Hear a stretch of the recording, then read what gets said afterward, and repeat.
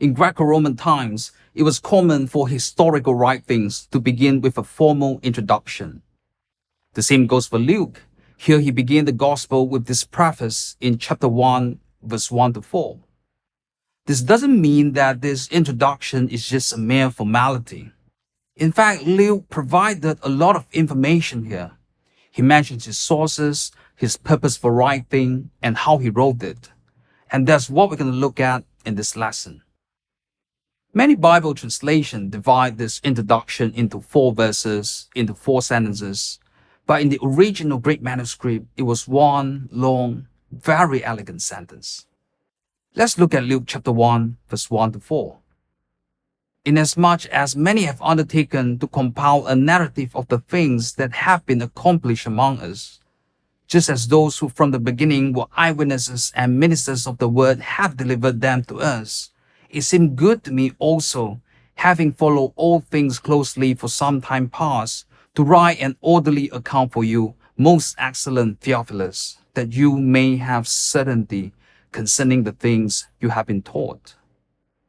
The first thing we're going to look at is this person, Theophilus, who is mentioned at the beginning of both Luke and Acts. We do not know much about this person because outside the introductions of these 2 books, his name doesn't appear again. The name Theophilus in Greek means friend of God or lover of God. So as early as the time of Origen, a theologian in the 3rd century, there were those who suggested that Theophilus might not be the name of an actual person. Rather, it's just a symbolic title for people who love God. It was just another title for Christians. But many scholars today do not agree with this view for 2 main reasons. First, Theophilus was a fairly common name in those days, so it seems a bit of a stretch to say that it was just a symbolic title. Second, Luke addresses man not simply as Theophilus, but as the most excellent Theophilus. This title, the most excellent, also appears in other passages to refer to the Roman officials, but it could very well refer to those of respectable social status. In any case, this title further shows that Theophilus was a real, actual person, and Luke really knew him. The more important question here, of course, is why is Theophilus mentioned at the beginning of both Luke and Acts? The first thing that comes to mind would be Luke is writing this to Theophilus. But that's probably not the case, because when we look at the content and the genre of Luke and Acts, they're obviously written for a wider audience. It's not a personal letter that is meant for just one person. Many scholars today believe that Theophilus was very likely the patron or the sponsor who financially supported the publications of Luke and Acts. The reason being there was a similar example in Luke's time. A very important historian in the 1st century named Josephus wrote a book called Against Apion. The book was divided into 2 volumes, and they were both addressed to one most excellent Epaphroditus in the introductions.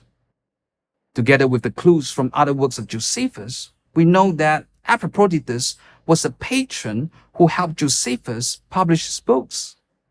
And so, many believe that Luke is doing the same thing here. He didn't write his gospel only for Theophilus, but rather he was honoring his patron who helped him publish the book of Luke and the book of Acts. Luke goes on to say that his gospel is not the first account of Jesus. There were many others before him who had written about the life and teachings of Jesus. Luke didn't tell us what his sources are, but many theologians believe that Mark was the first gospel written, and that Luke and Matthew had used Mark as a source when they wrote the gospels. This is why these 3 gospels, Matthew, Mark, and Luke, are collectively known as the Synoptic Gospels, because of the similarities in the content and in the arrangement of the material. More importantly, Luke says that these accounts of the life and teachings of Jesus, they are not just things that have happened among us, but things that have been accomplished among us. Here, Luke is not just talking about ordinary history, ordinary events that happened in the past. The word accomplish here in English has the same passive voice in Greek. And it begs the question, by whom is it accomplished? Who accomplished it? By God, of course. This kind of passive voice is often found in the Bible. We call it the divine passive. Biblical authors often use it to imply that behind certain actions or certain events, it is actually the hand of God at work. It is the work of God Himself. So Luke is saying here that these accounts of Jesus are not just ordinary historical events, but salvation history. It is what God has accomplished for us in human history, how Jesus has fulfilled the promises of the Old Testament to accomplish our salvation. And where did these accounts come from? They were delivered to him from those who from the beginning were eyewitnesses and ministers of the word. Luke is assuring his readers that his sources are very reliable. Why? Two reasons. First, these accounts are not made-up stories. They are not rumors. They come from the eyewitnesses themselves, from those who were with Jesus from the very beginning of his ministry. We know that whether from a historical or a legal perspective, an eyewitness testimony is considered very important and very valuable. And here Luke emphasizes this point to say that these existing accounts, his sources, are very credible.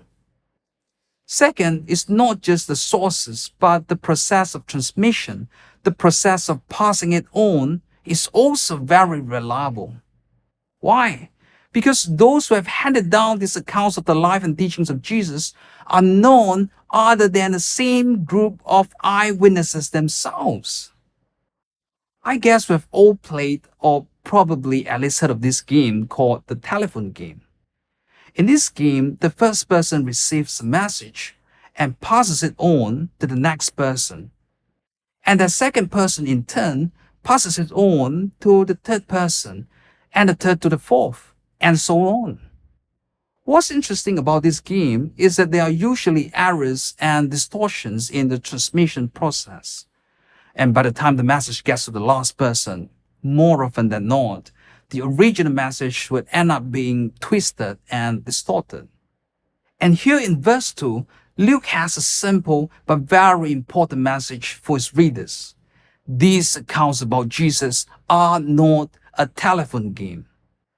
Luke wants to emphasize that the message of the gospel, from its origin to its transmission, is reliable and authentic. He has not been altered or corrupted. What Luke is doing here is that he wants to begin this gospel by first establishing the reliability of this account. Perhaps this is also Luke demonstrating his quality as a historian. Luke goes on to say, "It seemed good to me also, having followed all things closely for some time past, to write an orderly account for you, most excellent Theophilus." Luke has just told us that his sources and the transmission are reliable. And now he says, what about my writings? He affirms that he has followed all things closely for some time past. He has carefully investigated everything from the beginning, which allows him to write this gospel with careful attention to accuracy. Again, we can see that Luke is very concerned with the issue of reliability, because he knows that before the readers get to the content of the gospel, it's important for them to first believe that what they're reading is reliable, professional, and trustworthy. Luke goes on to say that he has arranged the material in this gospel in an orderly way. Talking about order, the first thing that usually comes to mind is chronological order, that is, in the order of time. But most scholars don't think Luke is talking about chronological order here. That being said, all four Gospels actually do have a loose chronological order. The Gospels usually begin with the birth of Jesus, then the beginning of his ministry, his arrest, his trial, his crucifixion, and finally his resurrection. These major stages are arranged in the order of time. But at the same time, it's important to know that none of the four Gospels arrange a narrative in a strict chronological order. That is, Jesus went to many places, did many teachings, performed many miracles. And for the authors of the Gospels, their main concern is not to arrange each of these events according to the order of time. Rather, they arrange and present the contents according to their own themes, so that they can present their messages more effectively.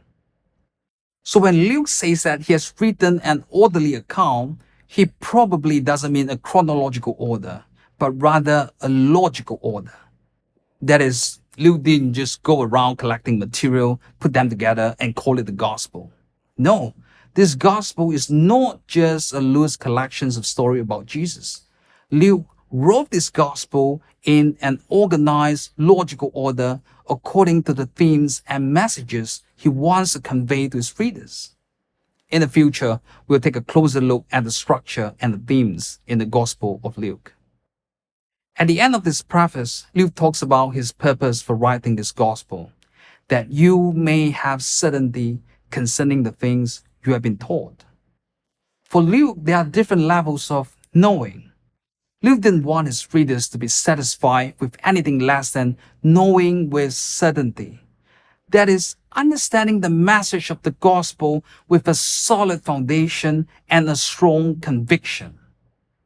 From here, we can see that for Luke, reason and intellect play a very important role in Christian growth. Because God created us as intellectual creatures, and unless we know the gospel with certainty, that our reason and intellect be first convinced by the word of God, our lives cannot be changed by his word. It's my prayer that through this course, you will be able to know the gospel with certainty. And it's not just a knowledge in the head, but it's to help us love the Lord our God with all our heart, with all our soul, and with all our mind. See you next lesson.